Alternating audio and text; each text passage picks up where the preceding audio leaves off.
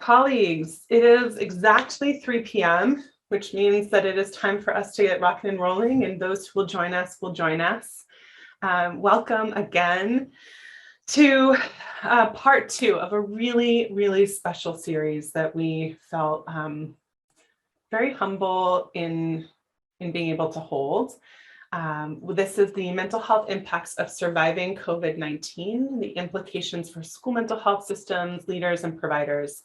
And if you don't work in school mental health systems, but you are a mental health provider, or you don't work in school mental health systems, but you are someone in the world who wants to listen and learn more about the experience of long haul and surviving COVID, you're in the right place. Everyone is welcome.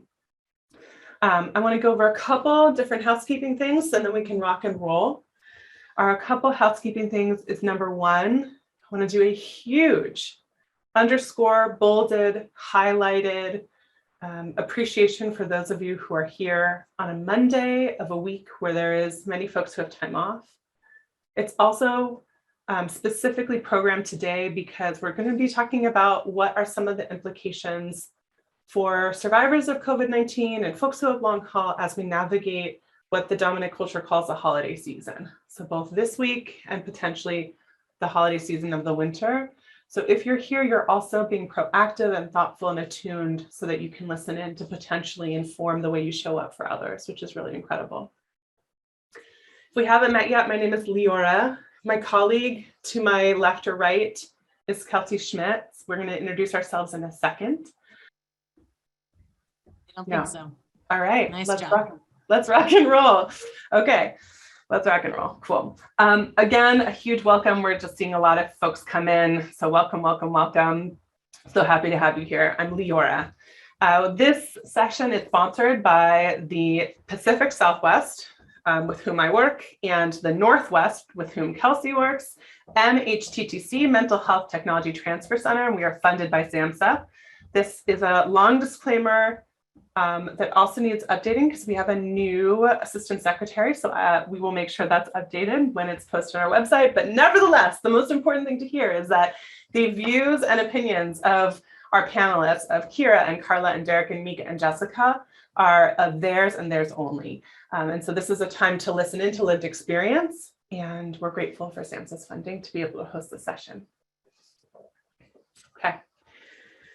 I'm going to introduce ourselves really quick, and then I'm going to pass it to Kelsey to introduce themselves. If you're new to us, we are the bottom left-hand. We, the Pacific Southwest, are the bottom left-hand Region 9. We serve the U.S. Pacific Islands, Hawaii, California, Nevada, and Arizona mental health and school mental health workforce. And so our funded goal and mandate is to create learning spaces to help those who are both in the general mental health workforce and school mental health workforce feel skilled and efficacious and supported as you support those you serve. I'm going to toss it to Kelsey. Thanks, Leora. Hi, everyone. I'm Kelsey Schmitz, and I'm the School Mental Health Director for the Northwest Mental Health Technology Transfer Center, where we do all the similar things that Leora mentioned, only for our region, which is the upper left, Alaska, Oregon, Washington, and Idaho. Cool. All right, let's rock and roll. Cool. Okay, so any of us who are funded by SAMHSA, we are committed to creating programming that is strength-based, that is person-first, that's non-judgmental, that is consistent, that is healing-centered, that is inclusive, that's respectful, and that invites individuals to participate in their own journeys. And these are norms that we live into. I really welcome these norms to be guideposts for our learning today. We have 5 folks, and in Spanish, we have 5 folks who have different caminos in their own healing, have different ways of experiencing COVID, have different ways of experiencing long haul, and different ways of seeing how the field has supported or not supported those who've experienced long haul and COVID. And so it's our call to listen in and learn up. Okay. Taking a breath. So what might today feel like? We are opening and welcoming, so hopefully you all feel opened and welcomed. Welcome, welcome. Leora, Kelsey, all of us, hello. We're going to go a little bit into learning about part of our welcome is bridging community. So this is part 2. Some of you weren't part of part one, and that's okay. We're going to do some learning bridges in a second on Mentimeter, just to get our brains and bodies reconnected with where we were in June. And if you weren't with us in June, what we learned in June. Then we'll talk a little bit about long haul COVID and framing and have some main session voices. We'll get to have breakout groups. We'll go through that in a second. That's a really special time to choose your own camino, your own learning journey, and go to each faculty member to be in a more personalized conversation with them based on what you're interested in. You go to more than one, and then we'll integrate, and then we'll close. Okay, so seeing as this is part two, we are checking in 6 months later. Our first session was June 25th. Yes, June 25th, 2021. I don't know about you, but both this 6 months has felt and like incredibly long and incredibly short, and a lot has happened. So we are here at this inflection point as a lot of our culture and country seems to shift away from COVID being the epicenter of a lot of our discourse. And there are still folks where it is still the epicenter of their identity, and there is still recovery and healing needed. And so this is part of us thinking about where are we 6 months later as a society and as school communities and as mental health communities, and where we need to go. Okay. So all that to say, we're here today to listen again, to think about not only how, from listening into Karla and Derek and Mieka and Jessica and also Kira, what can we learn from their experiences that might open our empathy windows to the students and families and colleagues who might identify as long haulers or have family members who identify as long haulers. We might have students that are impacted because a caregiver is a long hauler, or we might have a colleague or a supervisor who is.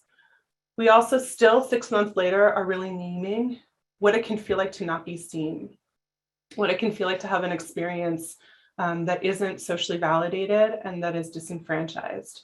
And so we are trying to come together today to really center the long hauler experience. We're also hoping to lift up even one or two structural ways that we can think about the work differently. But last and most importantly is to listen to long haulers' reflections and responses to support our practice. Okay, so this is the drum roll. We're hoping this experiment works. So Kelsey, keep the screen up for a second. I'm going to ask Natalie to put the Mentimeter poll link in the chat box. And you can also, if you're super fancy, take your phone, click on camera, and then hover it in front of the QR code. And that will open you to hopefully question that should say one adjective that you love being called. So I'm going to ask Kelsey to take down the screen. I'm going to share mine. And Kelsey, you can maybe cue me when, aha, okay, good. Some of you are seeing it. So in the chat box, if you're just joining us, you can click on that Mentimeter link and you will have the invitation to put 3 adjectives that you love being called. You could also go to menti.com right at the top and then use the code.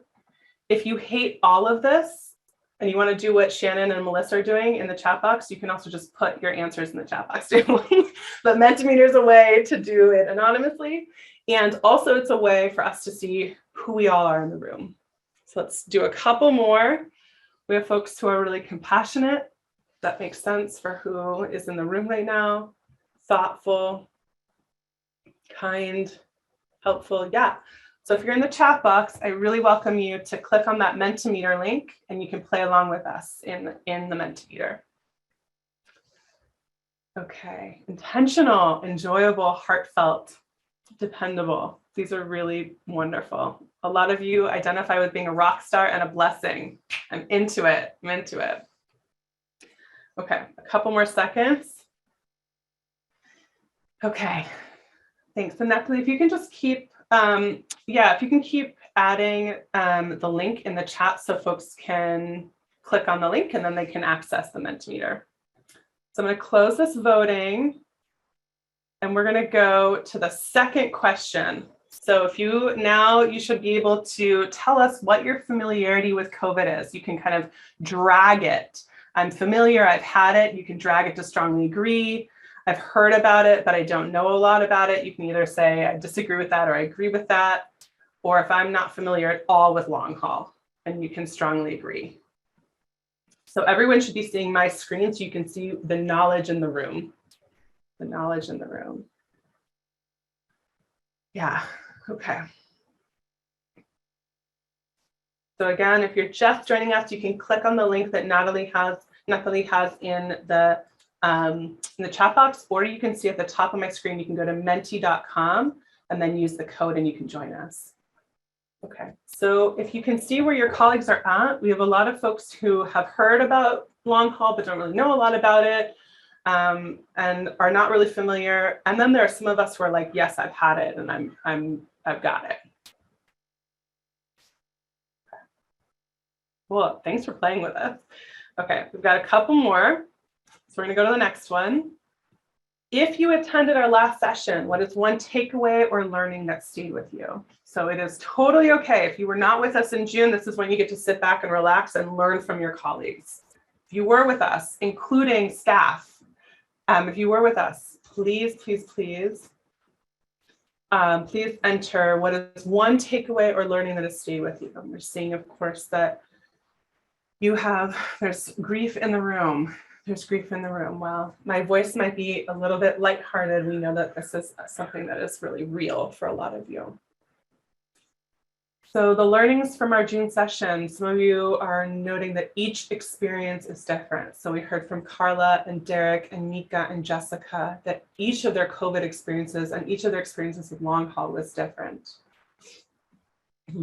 Thank you for supporting each other in the chat box.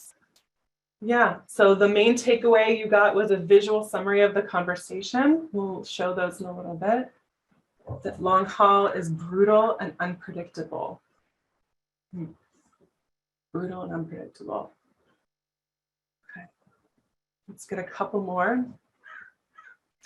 For those of you who are just joining us, we are in a Mentimeter and we are calibrating learning. So you can either go to the link that Natalie has in the chat, or you can go to menti.com and you can use the code and join us. Let's just try and get a couple more. Listening to suffering in silence.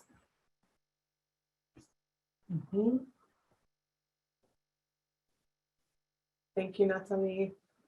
Yep, so you can just click on that link and join us. Any other memories from that time in June? I know it was a long time ago. Yeah, if you weren't there, totally understand that. Okay, so we might need a little bit of a refresh. We're gonna go to a couple more, and this one you can participate in even if you weren't with us in June. So the question to all of you is, what are needs of your students or staff that have come up related to COVID-19 since August or September? So just in the last 3 months. What are needs of your students or staff that have come up related to COVID-19? Okay, folks need mental health breaks. Folks need ways to avoid burnout. One of those ways to avoid burnout is often structural witnessing. Mental health days. A lot of us are needing time to rest and recalibrate. Reconnecting. So both time breaking and also reconnecting, vaccination info, emotional support, mental health needs, continued isolation, social distancing, and sadness as we turn into the holidays about disrupted traditions and family visits. Yeah, we're still in it. The need for rest and mental health days for support, and the need for support of understanding parents and students with school. Yeah, thank you. Managing isolation and anxiety. These are really powerful. Trauma training to feel safe and normal. We can talk about what that means. Managing isolation, anxiety, depression, and time to adjust. More education on facts versus rumors. Okay. Thank you. All right. I'm gonna close this one and we'll move to the last one, I'm pretty sure, which is when you think about the upcoming holiday season, what do you imagine might come up for your students or staff related to COVID-19? When you think about the holiday season, what do you imagine might come up for your students or staff related to COVID-19? Okay, anxiety, worry, and fear, those are all really connected words. Yeah.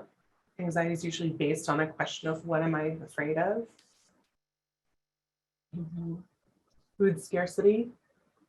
Is it safe? Right? Is it safe to connect? Is it safe to gather? Is it safe to be in person? Is it safe to be at home?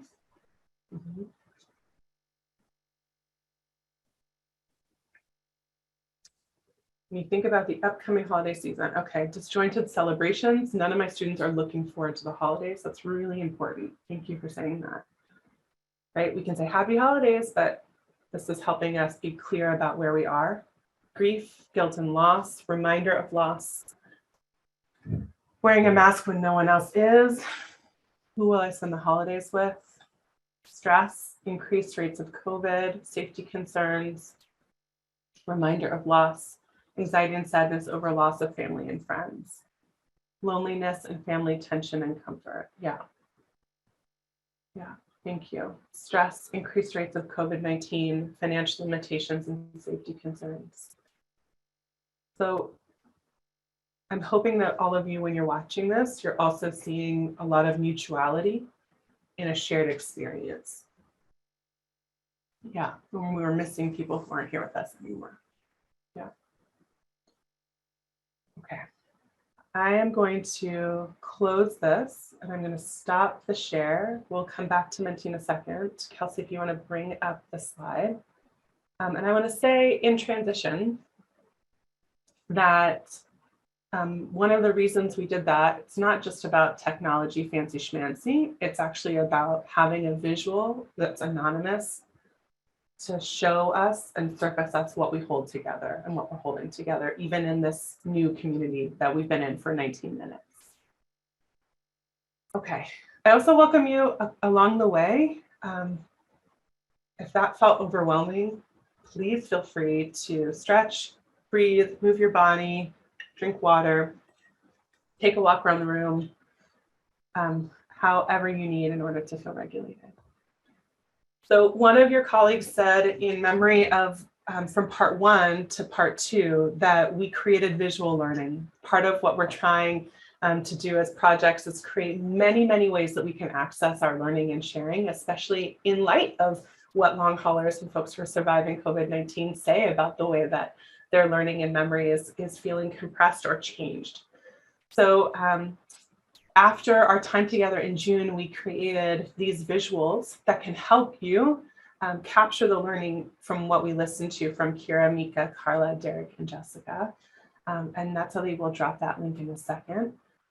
I'm curious, before we transition and bring back our panelists, if as you look at this, what words stand out? You can kind of cascade them, put them into the chat box. What words stand out? So for me, when I'm looking at this and I see, oh, long haulers, they want to feel believed. There's a lack of trust. There's an experience of sanctuary trauma, which is what we discussed in June, of expecting to go to healthcare providers and actually getting re-traumatized by the kind of healthcare that they received versus the kind of care they wanted or expected to receive. Yeah, so we're seeing a lot of isolation. And also we're seeing an invitation from our faculty who are coming back to reconnect and to find ways to take care and find ways to be connected and be flexible and adapt. So we're going to do one more. This is the super, super, super small one. So Natalie will drop the link in the chat, but I'm just noting that these are all visuals that captured our learning in June and that bring us back together today. And I want to offer that these are ways for us to calibrate and to share out with our colleagues who may not understand what COVID or long haul is. I was just sharing with our panel that Last week, I was in a group of mental health providers and someone had never heard of what long haul was. So it's still an issue that we need to continue to name so that we can continue to educate. Yeah, Anne's putting a hero's journey that I want to be on, which is what one of our faculty members said. Okay, thank you. So I'm going to invite Derek and Mieka and Kira and Jessica, and Karla's already on, to come on screen, and Stephen will help by spotlighting them. I want to just do a super, super warm welcome. If you were with us in June and you remember these beautiful peer teachers, feel free to drop a word of welcome or affirmation back in the chat box to help them feel celebrated and welcome into our room. You have all of their bios on the web page, so I'm not going to do a full introduction. What I am going to do is invite, let's see, we've got everyone. Boom, boom, boom, Kira, great. And then Karla, I'm going to just add Karla. So I'm going to invite our guest faculty to do a go around with a quick introduction of who you are, what brings you to this conversation, and one way that you talk about long haul, or one way that you talk about surviving COVID-19. And we're going to go Mieka, Kira, Karla, Jessica, Derek, and I'll put that in the chat box. Thanks, Leora. I'm writing down what you said because part of my COVID brain is that to remember it, I need to do that. First, I just was so touched by what everybody shared. And it's so nice to be here with all of you. So I work in communications and I also work with young folks around storytelling and developing their own narratives. I am here because I had COVID that began in May of 2020 and lasted about 7 months. And the way in which I talk about long haul in terms of my personal experience is that it's something that transformed me, and I'm still making room in how to incorporate it into my life now and how I can acknowledge not only what has passed and how things have changed, but also the ways in which that I need to reflect and still heal from my experience. Mieka, welcome. Kira, Karla, Jessica, Derek. Hi, everybody. Thanks, Leora, for that great intro. Hi, welcome to all of you. It's nice to get to have the opportunity to reconnect with many of you from over the summer and kind of talk about where we are now. My name is Kira Mauseth. I'm a clinical psychologist. I work in private practice, and I'm also leading a co-lead for the behavioral health strike team at the Washington State Department of Health. I also teach at Seattle University full-time. And one of the ways that I think about long haul has been reflected very, very strongly in my classroom experiences with students this fall, and as a clinician working with teenagers and adults. We didn't see a summer slump in behavioral health needs that we typically see. And so heading into this fall and where we are sort of in November, heading into this winter, I think context for the degree of struggle and why this fall might feel harder for many people than last fall. That's what I try to focus on with this, and providing sort of that the clinical piece that combines the perspective of education with it. So that's kind of my perspective today. Thanks for joining us. Thank you so much. And I think we're going Karla, and I'm going to repeat the question. I'll put in the chat again. Who you are, name who you are, what brings you to the room, and one way that you are talking about long haul or talking about COVID. Yeah. So my name's Karla Monteroso. I work on the integration of salaried work in the country, and at the juxtaposition of the digital revolution and the demographic shift that we are currently in. In terms of one way that I am thinking about or talking about long haul right now is that we are at the beginning of understanding, but like we're not even at like the beginning of the end of the beginning. We're just like at the very, very beginning of understanding long haul. And often, I think the way that it is talked about it is like, okay, there's COVID, and then there's this longer COVID that lasts for a longer time, and people are kind of tired and their brains are kind of funky. That doesn't really capture what's happening or what could possibly be repercussions in the future. And I think it's really important in order for folks to understand that the science around this is still so new. We discovered this was happening and there are, I think this was predictable as a result of post-viral reactions to other diseases. And on the other hand, we've been amazed at the different ways in which COVID works. And so I think the more that we can be in a learner stance around this and understanding that it is still evolving, the better off we're going to be. Karla? Okay, I think we were going, now I've lost the order with all the chat. Derek, is it you? No, Jessica. Yeah. Then Derek. Go for it. Hi, everyone. Jessica Gonzalez. I actually work for the MHTTC network. So my colleagues, Leora and Kelsey, who are hosting this training today, along with their teams who are supporting logistics for this session, I work alongside them. And it's a pleasure to be a part of the MHTTC network and work as the school mental health coordinator there. But today I'm actually wearing a different hat. I will be talking about my own personal experience with COVID. I contracted COVID-19 very early in March 2020.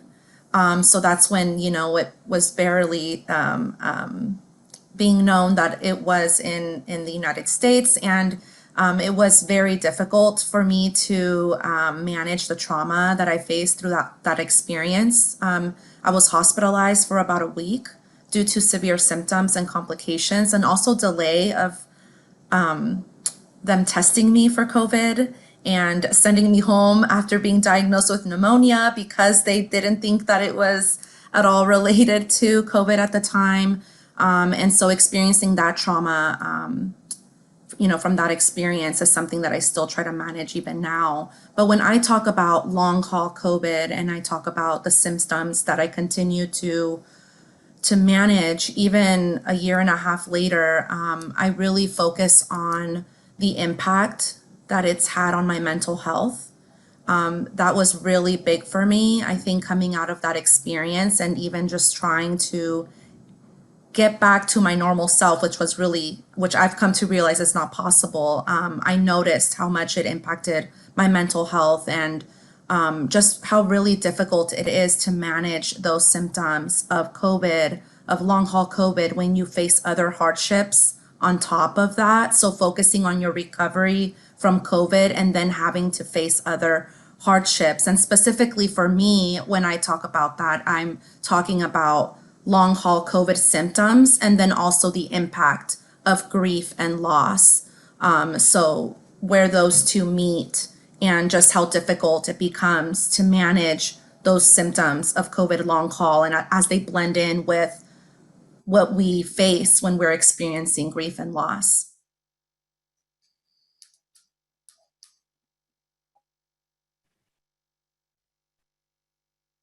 Hi, I'm Derek Canty. I'm a consultant. I work with many companies and organizations on strengthening and improving their team communication and culture.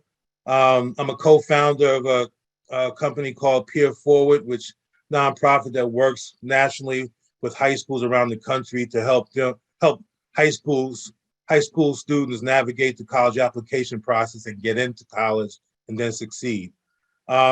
What brings me to the conversation is really that I'm a father. I'm a Black male in my community, which really doesn't really acknowledge the full effects of COVID. Recently, I just lost a good friend that actually worked in the hospital as a radiology technician, wouldn't refuse to get the inoculation. He wouldn't get the vaccine, and We just lost him like 2 weeks ago, literally. And so that's why I'm here. Because, that brings me to like, how I talk about it in my journey is that it is a journey. Long haul is a journey. I can really understand what Jessica and my other teammates here are talking about just around recalibration. I don't know if there is no recalibration for me. I haven't recalibrated. I have to consistently fight not to go back to who I was and how I was, and continue to look at where I'm at today and what do I need today moving forward. So it was a really upfront and still is look at about my constant self-care. What do I need today moving forward in that way? Thank you, Derek. I'm really also appreciative of Leslie, one of our colleagues in the ether, who wrote, learning to make accommodations in my life and also tired of making accommodations in my life. And I think that is definitely a tension that all of you, we heard in June, hold, of learning to navigate and also exhaustion and grief from having to navigate constantly. I want to offer one question, and then we'll do a looking forward. But this is a present question. I just put it in the chat box to help with question memory, and not everyone has to answer it, only if you call to it. The question is, how are you accessing healing and recovery, which are different things, from, I should say, through grief, trauma, and or stress? So how are you accessing healing and or recovery from or through grief, trauma, and stress? And Kira, that can either be for you personally or what you're offering to others as they come to you, or what you're learning. Just curious what comes up for folks, especially as we saw that there is out of the 69 people in this room, there's a lot that we're holding and witnessing. So open to anyone. Honestly, I've made a ritual quite a bit of my grief. I have learned at this point in time that it is actually prohibitive for me in my long haul journey if I am not moving emotion through my body versus like bottling it up in my body. And I didn't mention this in my introduction, but I had 27 different people in my life get COVID and lost 2 over the course of the last year. And I have, my Dia de los Muertos altar essentially stays up year round right now. And I go and sit at it at very specific moments in the day or the week, and be with my ancestors, people who've become ancestors, because the feeling of, I just really feel like we are not acknowledging the level of trauma that we've all been through in the country. And my way of moving through that is by making sure I am acknowledging it on a day-to-day basis.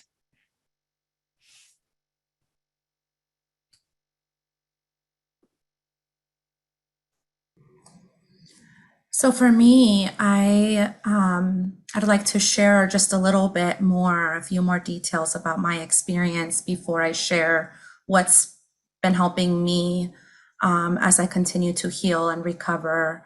Like I mentioned, experienced COVID and was hospitalized, and then was working on my recovery and realizing how much it had impacted my mental health, to the point where I started to take, anxiety medication for the first time in my life, because of the anxiety and the PTSD that I had from my COVID experience. And then, 6 months later, as I was feeling like I was finally getting to realize who my new self was, my brother, who was only 24, was murdered. He was shot and killed, and, in front of my parents' home.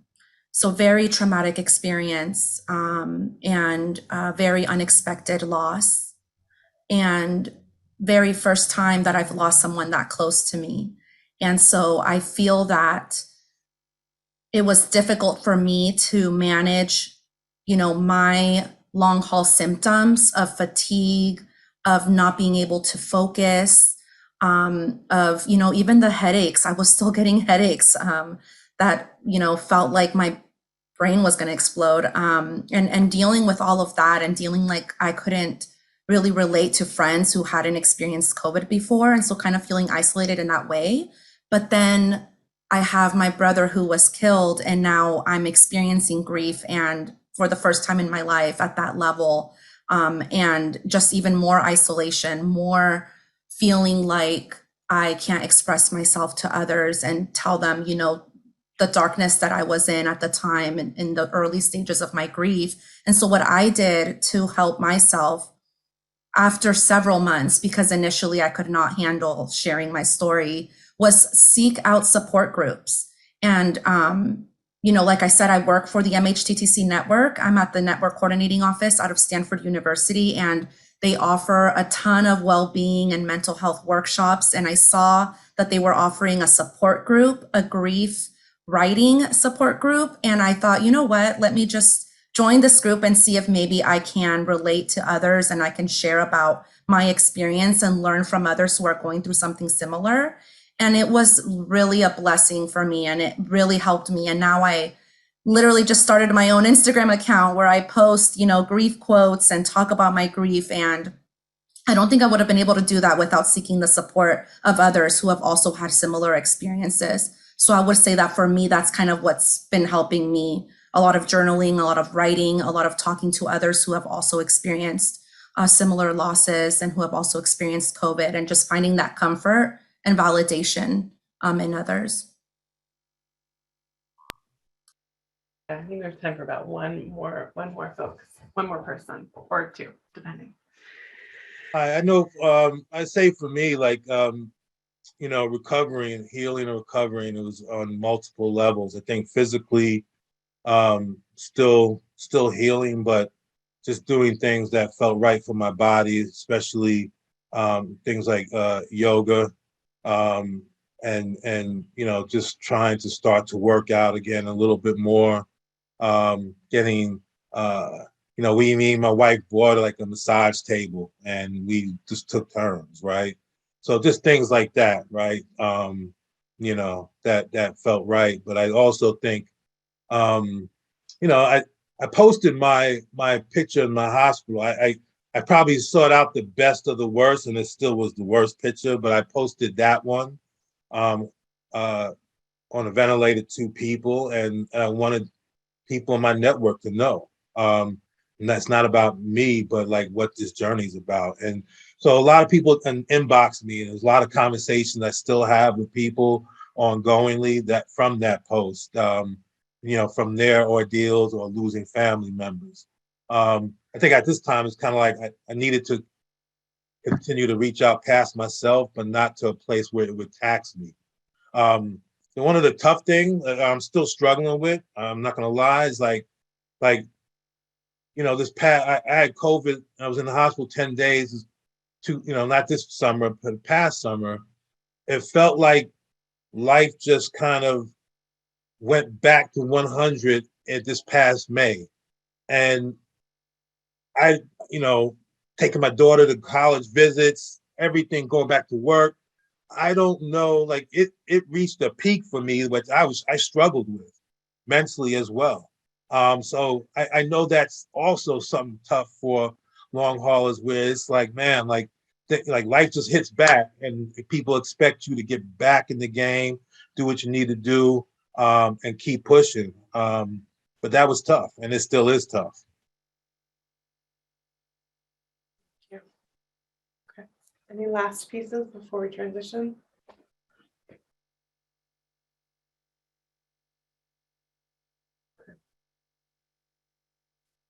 I'm going to invite, if you feel open to it, to take a breath, however you want. Have some way for your body to just note the next paragraph. I'm also going to invite you, as you were listening, we just heard just 2 questions, but a lot of richness. So I'm going to just invite a quiet moment, if you'd like, in the chat box to offer one thing you heard that resonated, either an experience or a word or an idea, one thing you heard that resonated. And as we're doing that, I'm going to invite Kelsey to bring back up the deck. Yeah, so we have thank you for sharing your brave stories, resonance of loss. COVID takes time away. Yeah, that's really powerful. And Kelsey, you can move to the next one to just get us queued up. Great. The need to acknowledge the trauma. Yeah, or the need to acknowledge the grief, or the need to ask someone, what are you calling this thing? What language are you using about your experience? Yeah. Resonance with Jessica to recognize the need to literally feel. And people expect you to move on or be better, and you're not. Journaling, self-care, and community to cope with grief. Thank you. Beautiful. Just get a couple more.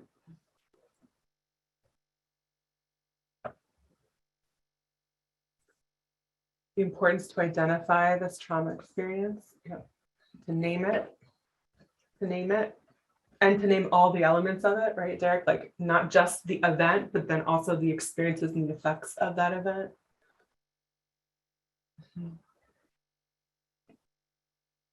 I think sometimes we all talk about the importance of naming and identifying. I do too. And then I think about Jessica, what you're holding, and sometimes it's impossible to name because it's all compounded and compressed. Okay, thank you. So I know that some of you like to simmer and marinate. So if you have things that come up later, please feel free. Please feel free. I think Derek knows the story, but I had a student once in a workshop who was like, Miss, you're always trying to make us deep fry. Like, go quick. I was like, okay, we'll just marinate. Okay. Anyway, okay, colleagues, we're going to transition right now into our next chapter. So in June, we heard from a lot of you that you wanted to be in deeper conversation with faculty. And so we're opening we're opening it into 5 different caminos, 5 different learning choices, led by each of our faculty. So I'm going to invite each faculty to just do a quick, like less than 30-second preview of what your room will cover. We'll start with Kira and go down, and then I'm going to guide us into how, I see you, Charles. We're going to guide you into how you can get there. This is the little like commercial, 30-second commercial. Go ahead, Kira. All right. I'm not selling anything though, except for community and conversation. So that's good. I'm going to be talking about, the context of where we are in the pandemic in general, in how it influences school interactions, the behavioral health crisis that we are experiencing with our faculty and teachers and educators of all ages and across the sort of the spectrum of age and development for kids and youth in the country right now, and what we can do about that to support our own mental health in the context of this long experience in general. No one is immune from, right? There's no island that's safe from this. So that's what I'll be talking about, is kind of the scientific underpinnings around long haul. Thank you, Karen. All right, Jessica.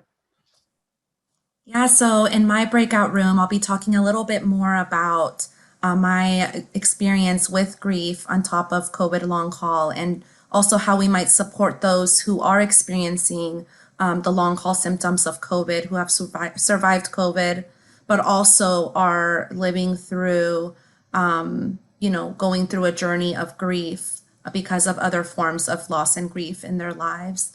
And so I'm nervous, but also excited to talk about that and help others who might be experiencing the same, and others who might be, supporting others who have gone through similar experiences, especially our youth. Karla.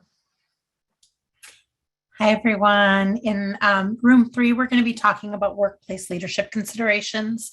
And what that means is a lot of you are managing workplaces, whether you're principals, administrators, or supervisors, where long haul is still very much a part. COVID is still very much a part of those workplaces and their considerations. And we are going to talk about what you need to be aware of right now in our current state. And really talking through what considerations are helpful in the workplace so that people feel cared for and not just extracted from in a time of burnout.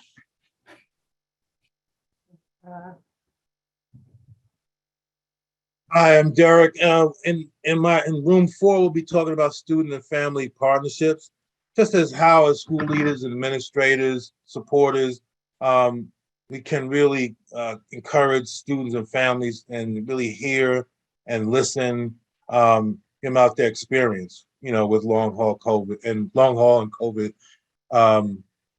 But also really not just how do we do that, but how do we do it in a way to inform our policies and practices. I think that's just as critical. But yeah, definitely a welcome discussion. All right, last but not least, Mieka. So in group 5, we are going to identify 5 crucial ways in which the COVID long haul experience can impact our sense of self and our identity, and ways in which we can try to support young people and our students with this. All right. There's a lot of rich. You do not need to have fear of missing out. We have asked each one of our faculty to come up with 5 or 10 takeaways that are already in the deck, in the PowerPoint that will be posted and that were sent to you. You can also change rooms if you find that another room might be more of a need. So I see that you're going there. I want to give a couple ways that you can get there. So the first is that we are going to, when I say go, Stephen is going to open the rooms and you will actually have the opportunity to hover your mouse over the room that you want and then press join. That's the easiest way and the quickest way. You also can do, as some folks are putting already in the chat, you can let us know. That is a slower way, but we will try and get you there as quick as possible. It is 3:50. We're going to come back at 4:10. And I will check in to see if we need more time as well. How does that sound to folks? Okay, so Stephen, let's open the rooms. Our panelists will go to those rooms and you again can hover your mouse over the room and press join, and then you can get there. What were you saying, Mieka?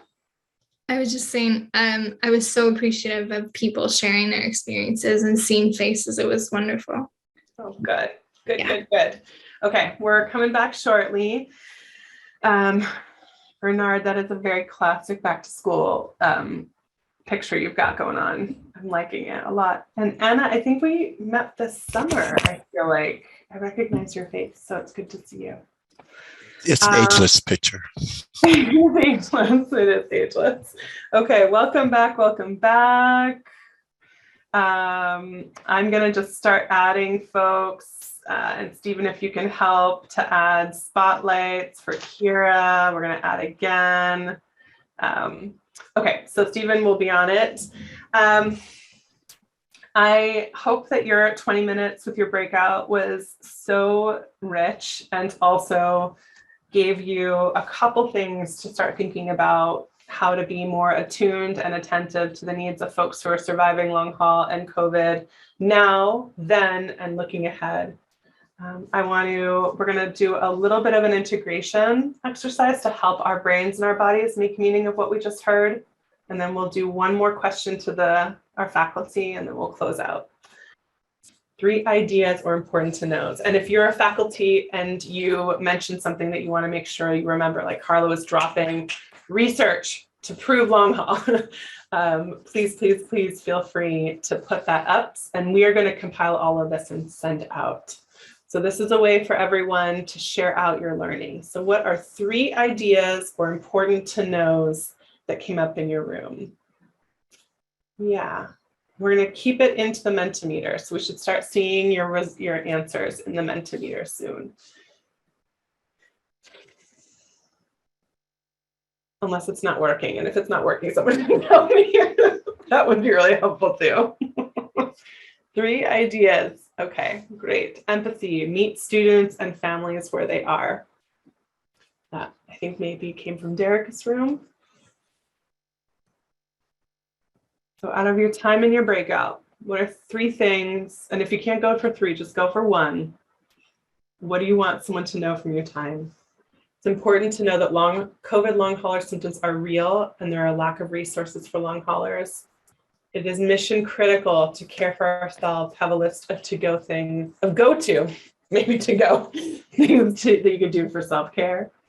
1, meeting people where they are. 2, creating opportunities for youth to have a voice about what they need, okay? And 3, thanking those that continue to break barriers. I love that so much. Thank you, thank you.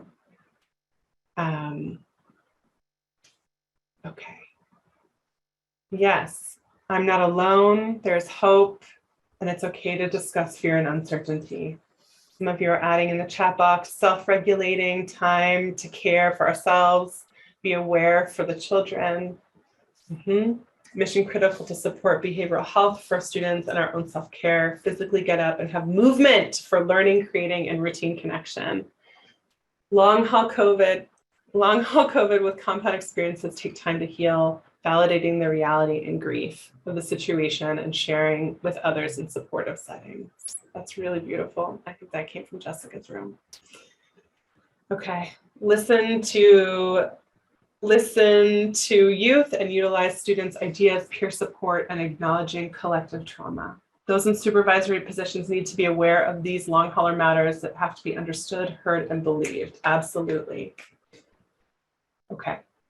I just want to offer that if this is feeling like also a lot visually, we're going to provide everything on the webpage and in a follow-up email. So all you need to do is maybe let your eyes like fall on something that feels really resonant.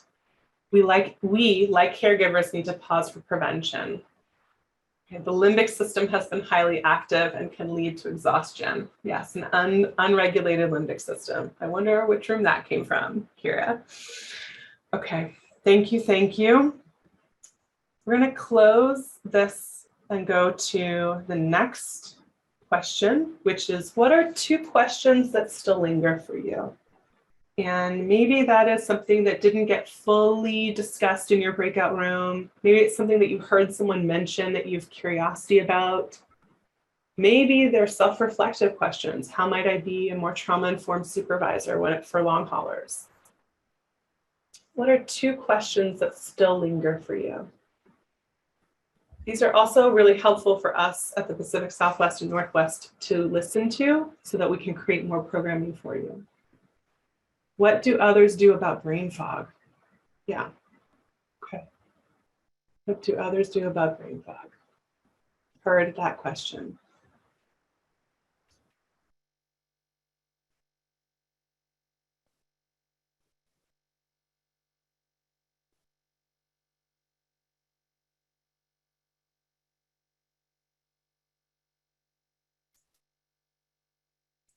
When will it be safe again? Will parents and students agree on safety? That is a really, really powerful question. How do we find ways in which our individual and collective constructs of safety find some resonance, can meet at the same table? Are there any studies or evidence that prove long haul? We will make sure to provide those on our webpage. Are there resources or communities that I can refer to in navigating long haul? What policy changes are needed? How will long COVID be identified as a disability so that those affected can get needed services such as accommodations or assistive technology? How do I navigate differing ideas on vaccinations? These are big, big, big questions and good ones for us to sit with. I'm gonna wait a couple more seconds to see if there are other questions that come up. I might encourage you to see if you can get a little reflective in your leadership. What can I or what might I do? How can I get this information to amazing agencies? How can we get this information to media? Yeah.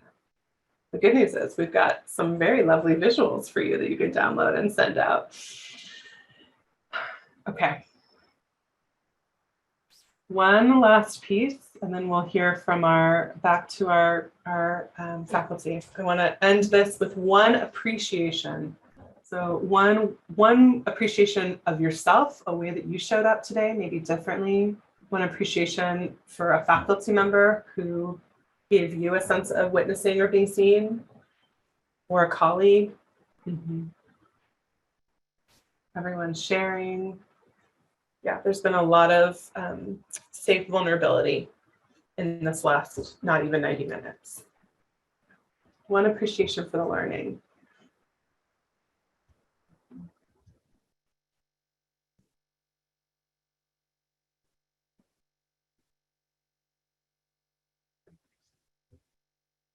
Got a couple more. There's 53 of us together, so we can flood. Hopefully we can warm flood the appreciations.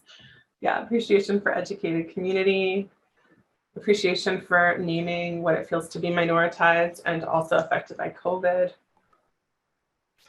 Thank you for everyone's vulnerability and supportive listening. Thank you for showing up, listening to experience and following up with action and the opportunities to discuss our experiences. Yeah, absolutely. Thank you, Karla. We'll make sure to add that to our website of the resources listed on our webpage. I appreciate knowing the intimate struggles of long haulers of COVID experiences helped me with my coworkers who struggle with this. Thank you. That's exactly what we hoped for our time. Thank you, Jessica, for your courage to share, inform, and facilitate. And thank you to the presenters and organizers for helping keep this at the forefront of our minds. Cosine, cosine. Okay. I'm going to stop the share, but you still have the Menti link, so I will not close this. You can keep the appreciations flowing. I'm going to bring us back to the room, and we're going to do one more go around before we do our closeout. And the go around to Mieka and Karla, Derek, Jessica, and Kira is as we look ahead to the holiday season, however you identify those holidays. What is one piece of advice, one offering that maybe you've received that you want to give others? Or a piece of wisdom that you'd like to invite us into as we navigate the coming weeks? I'm going to put that question in the chat box, and whoever would like to go first. I'd like to go first. I just want to say that, you know, in my breakout room, I had about 8 others share a little bit about their own experience with COVID and what brought them specifically to my breakout room. And so I learned that I think almost every single one of us has been either, has been touched by COVID in different ways. Either we've experienced COVID ourselves or have had others experience COVID and survive, or others who have experienced COVID and unfortunately their lives were lost. And so a lot of grief, a lot of trauma, a lot of trying to understand who we are at this point and how we move forward. And so I would say that as we enter the holiday season, being someone who has survived COVID and still managing the impacts of COVID and my mental health and the grief that I'm experiencing, I would suggest that you check in with others who continue to be impacted by their COVID experience, who continue to face trauma from their experience, and those who have lost others either due to COVID or for other reasons. Check in with them, because although they might seem happy, back to normal, as others say, and okay, a lot may not be. I think that sometimes it's different. It's different for everyone, right? The level of vulnerability and what they'd like to share, depending on where they are in their journey. But I think even just a simple text to your friend, to your loved one, to your family member, to your colleague who has had these experiences, just saying you're thinking of them and that you're there and reminding them of that, I think is so important. And I've had some of those types of messages trickle in, these last couple of weeks from my own friends, and it's just meant so much. So I would encourage you all to just take a moment to do that. I'll jump in. If I had a nickel for every time I talked about boundaries in my practice, I'd be a billionaire and could retire.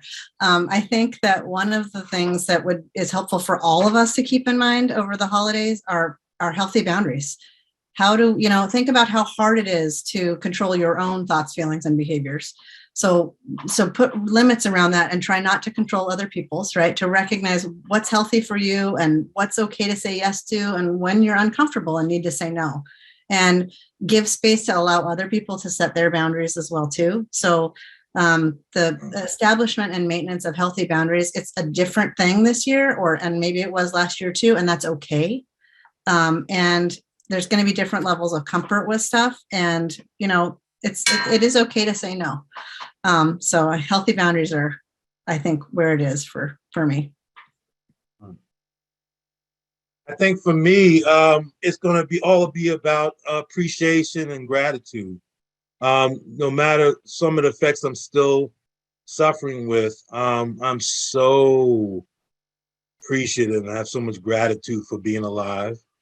I have so much gratitude and appreciation for what I get to do and how I get to affect people with my heart and my mind. I have appreciation for everybody on the screen and on this call, that all the work that you do for other people's children.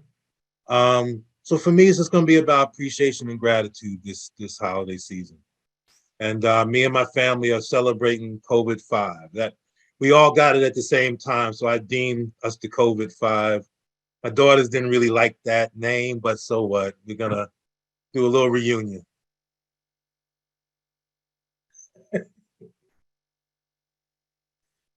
Set a visual for another Netflix show. Okay, any last pieces from Mieka, Karla, and then we'll close out. You can go, Mieka, and then I can go. Okay. I find around the holidays, a lot of stuff around comparative things can come up, and also reflection of where I was years before. So it's, for me, having the holidays meet me where I am at and not trying to do things that I used to do. And so creating new rituals that are manageable, but have richness to them. I think the best thing that you could do for the long haulers in your life right now, and I say this noting, or I would say one of the things that you could do for the long haulers in your life right now, and just noting some of the language on like research for proving long haul, and the language around it. I think it's incredibly different when we ask our people, are there pieces of research that you have access to that can help me advocate for you? Then do you have research that proves that this is real, right? Like the World Health Organization named long haul COVID as a real condition in April of last year, or April or May, I can't remember, of last year. Like, proving it's real is not what's on the table anymore. And so many of us are encountering doctors who are not doing their own research, who are not working alongside patients in a patient-led process, and then having to interact with systems and institutions in which the communication around this has been incredibly poor. So every time you say the word prove, it is going to hurt the long haulers in your life. And every time you say the word support, you, by reading some of the things that you have access to, it will help people feel like you're on their team instead of vetting whether or not you should be a team. Karla, that's so powerful, especially to end on a question that gives us as long haul allies the words that we can ask you to show up for you in real ways. I hope that you all join me in saying thank you and gratitude to Mieka, Kira, Derek, Jessica, Karla for showing up 6 months later, for guiding us through this teaching. A thank you to Kelsey, Rayanne, and Jen and Natalie at the Northwest MHCTC. A thank you to Stephen and Livia, Oriana, Angela, Yasmina, myself at the Pacific Southwest MHCTC. No one says anything about self thanks. So anyway, and I'm so grateful. I'm so grateful for this crew. On behalf of the Pacific Southwest and Northwest, we are so grateful. We wish you a week that you feel grounded and seen, heard, and believed, and connected in any way you can. And that those who are not with you anymore, that they come to you through ritual or through other ways of affirming that their legacy lives through you. On that note, we are going to end the recording. We'll hang out for about 2 more minutes. And we're grateful to all of you. Be well, everyone. Thank you all. Thank you all.